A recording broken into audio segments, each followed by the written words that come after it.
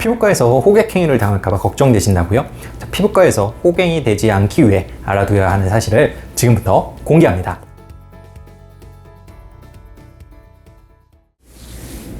안녕하세요. 어려운 피부 지식 쉽게 이해하자 피부과 전문의 문정일입니다.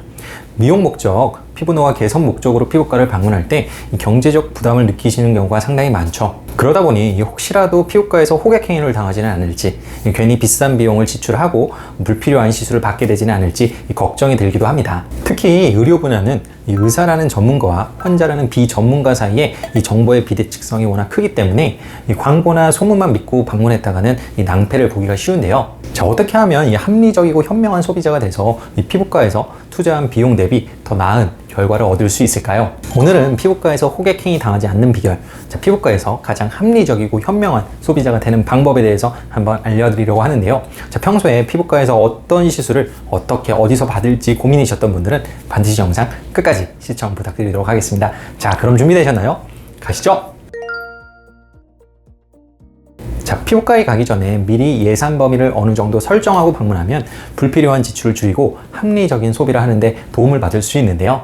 우리가 백화점에 갈 때도 세일한다고 막 이것저것 막 사다 보면 이 쇼핑을 할 때는 합리적인 소비를 한 것 같아 보여도 막상 시간이 지나서 후회하게 되는 경우가 많습니다. 피부과 시술도 마찬가지입니다. 자, 대략적인 예산 범위를 세우고 병원에 방문을 하면 그 예산 범위를 과도하게 초과하는 시술을 병원에서 추천드리기도 어렵고 애초에 예산 범위 내의 시술만 추천받을 수가 있기 때문에 불필요한 지출을 줄이고 합리적인 소비를 할 수 있습니다. 물론 이 예산이 아주 넉넉하거나 시술 비용에 관계없이 내 피부에 가장 적합한, 가장 효과가 뛰어난 시술을 찾는 분들도 계신데요. 자, 이런 경우에야 이것저것 다양한 시술을 다 받아도 크게 상관없겠지만 이 경제적 부담이 있어서 최대한 합리적인 소비를 하고 싶은 분이라면 어느 정도 예산 범위를 미리 설정하는 것이 훨씬 더 유리할 것입니다. 다만 이 예산의 범위를 너무 좁게 설정한다면 시술의 선택도 지나치게 제한적이고 또 시술을 받는다고 할지라도 원하는 만큼의 피부 개선이 이루어지기 어려울 수 있습니다. 따라서 이에 대해서는 이 전문가와 충분한 상담을 거쳐서 적절한 플랜을 세우는 것이 중요합니다.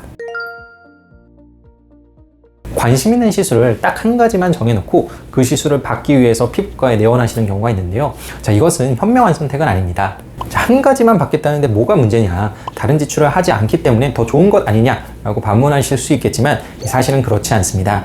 적어도 두세 가지 이상의 시술을 머릿속에 염두하고 병원에 방문하시는 것이 좋습니다. 피부과에 대한 경험이 적은 분들은 대개 특정 시술이 좋다는 광고를 보거나 주변 지인들의 추천에 이끌려서 그 시술을 받기 위해 병원에 오시는 경우가 많은데요. 예를 들어 리쥬란이 피부에 좋다는 소문을 듣고 리쥬란을 받으러 오시는 것이죠. 자, 이럴 때는 병원에서도 리쥬란만 강력하게 추천해드리면 되기 때문에 상당히 상담도 간편하고 수월하게 진행이 됩니다. 그런데 문제는 내가 기대하는 변화와 그 시술의 효과가 일치하지 않는 경우가 종종 있다는 것입니다. 나이가 들면서 피부가 자꾸 처지고 늘어지는 것 같아서 고민이에요. 찾아보니까 리쥬란이 그렇게 피부에 좋다는데 저 리쥬란 받고 싶습니다. 만약 이런 생각으로 비싼 돈을 지불하고 리쥬란을 받았다면 필연컨대 후회하게 될 가능성이 굉장히 높습니다. 리쥬란이 노화 개선에 굉장히 좋은 시술인 것은 맞지만 절대로 이 피부의 처짐까지 개선시켜주지 못하기 때문이죠. 자, 이럴 때는 오히려 리쥬란보다도 몰세라나 인모드, 실리프팅과 같은 시술이 훨씬 더 적합할 수 있습니다. 자, 이렇듯 이 기대 효과와 시술이 일치하지 않는다면 딱 한 가지 시술만 정해서 시술 받는 것이 바람직하지 못한 선택이 될 수 있습니다. 자, 오히려 돈을 버리게 되는 결과를 낳게 될 수도 있는 것이죠. 따라서 적어도 두세 가지 이상의 관심 시술을 정해놓고 적절한 상담을 통해서 그 중에서 나에게 맞는 시술을 선택을 하거나 아니면 조합을 해서 시술 받는 것을 추천드리고 싶습니다.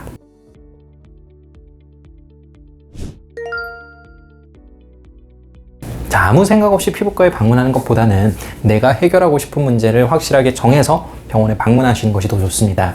자, 물론 특별한 계획 없이 피부과에 방문하더라도 내가 가진 문제를 분석을 해주고 그에 따른 치료를 추천드리겠지만 그러다 보면은 아무래도 중요도가 떨어지는 문제에 대해서도 과도한 지출을 하게 될 가능성이 높겠죠. 특히 피부과가 처음이거나 피부과 시술에 대한 신뢰가 충분치 않은 상태에서 병원에 방문을 한다면 꼭 내가 해결하고 싶은 문제를 확실하게 정해서 병원에 방문하는 것을 추천드리고 싶습니다. 예를 들어 얼굴의 여러 문제 중에서도 이중턱이 제일 신경 쓰이니 이중턱만큼은 꼭 해결하자고 결심하고 병원에 방문하는 것이죠. 자, 그러면 상담하는 의사 입장에서도 훨씬 더 구체적이고 적극적인 개선 방향을 제안해 드릴 수 있습니다. 현재 갖고 있는 이중턱의 문제가 지방의 문제인지 침샘의 문제인지 혹은 피부 탄력의 문제인지, 아니면 거북목과 같은 체형의 문제인지, 턱끝이 짧은 이 뼈 구조상의 문제인지를 파악하고, 또 이것을 한 번에 해결할 수 있는지 혹은 여러 차례에 걸쳐 점진적으로 개선시킬 수 있는지, 이 여러 가지 주제에 대한 아주 심도 깊은 대화를 나눌 수 있습니다. 자, 이렇게 전문가와 상담을 하다 보면 이 내 취향에 맞는 시술, 또 나에게 적합한 시술이 무엇인지를 정확하게 알게 되고, 또 얼마만큼의 시간과 비용이 투자되어야 내가 원하는 목표치를 달성할 수 있을지에 대한 감도 가질 수 있게 됩니다. 자, 이를 통해 보다 합리적인 시술을 선택할 수 있는 판단을 내릴 수 있게 되는 것이죠. 자, 물론 이 한 명의 전문가와 충분한 신뢰관계가 쌓이게 되면 내가 굳이 문제를 얘기하지 않아도 알아서 파악해주고 알아서 해결해주기도 하지만, 아직 그러한 피부 추치가 없다면 내가 해결하고 싶은 문제를 반드시 정하고 그에 맞춘 시술은 무엇일지에 대해서 구체적인 상담을 받아보시는 것을 추천드립니다. 피부과에서 현명한 소비자가 되기 위해서 마지막으로 조언해드리고 싶은 부분은 반드시 비판적인 시선으로 이 상담 과정에 참여해야 한다는 점입니다. 솔직하게 말씀드려서 이 상담하는 의사 입장에서는 이 팔이 안으로 굽는다고 이 시술에 대한 효과나 이 장점을 강조해서 얘기 드리기 마련입니다. 아무래도 이 시술을 원하는 사람에게 이 듣기 좋은 말, 이 귀에 솔깃한 말을 하게 될 수밖에 없죠. 하지만 이 반대로 이 상담을 받는 입장에서 최대한 만족스러운 결과를 얻고자 한다면 듣기 좋은 말은 최대한 비판적으로 바라보고, 시술로 인한 효과가 나의 기대치를 정말로 충족시켜 줄 수 있을지, 시술의 부작용은 없는지, 시술 중 주의해야 될 사항은 없는지 등등을 반드시 꼼꼼하게 따지면서 이 상담 과정에 참여를 해야 합니다. 자, 그러한 과정 속에서 이 상담하는 의사의 전문성도 파악을 할 수가 있고, 이 의사와의 신뢰관계도 쌓이게 되고, 결과적으로 만족스러운 결과로 이어질 수 있는 것이죠. 물론 무조건 부정적으로 바라보라는 것은 아닙니다. 중간에 조금이라도 의구심이 든다면 적극적으로 의견 표명을 하고 적극적으로 어필하도록 하세요. 의사가 제안하는 시술이 왜 필요한지, 어떻게 받는 것이 효과적인 시술인지를 내 스스로 납득하고 이해를 할 수 있어야 내가 투자한 비용 이상의 이 값어치 있는 시술을 받을 수 있습니다. 그런데 간혹 상담자와 시술자가 다른 병원도 존재하죠. 그 병원 나름의 사정이 있겠지만 저는 당연히 제대로 된 시술이 이루어지기 어렵다고 생각을 합니다. 피부과 의사마다 피부를 보는 관점이나 해석이 다를 수밖에 없기 때문에 이 상담한 내용을 다른 시술자가 100% 절대 구현해낼 수 없습니다. 심지어 실장이 상담을 전담하고 의사는 시술만 하는 공장형 병원도 있는데요. 솔직하게 말씀드려서 이런 병원의 의사는 피부 전문가라기보다는 기술자에 훨씬 더 가깝겠죠. 가격적인 메리트는 있겠지만 시술의 결과를 절대 보장할 수 없기 때문에 이런 병원에서의 시술은 가급적 추천드리고 싶지 않습니다. 자, 오늘은 피부과에서 호객행위를 당하지 않고 합리적이고 현명한 소비자가 되기 위한 방법 4가지에 대해서 한번 알아보았는데요. 제가 오늘 말씀드린 내용을 참고하셔서 모두가 만족스러운 피부과 시술을 받게 되셨으면 좋겠습니다. 자, 오늘 내용이 유익하셨다면 구독과 좋아요 부탁드리고요. 지금까지 피부왕정의 원장 문정인이었습니다. 감사합니다.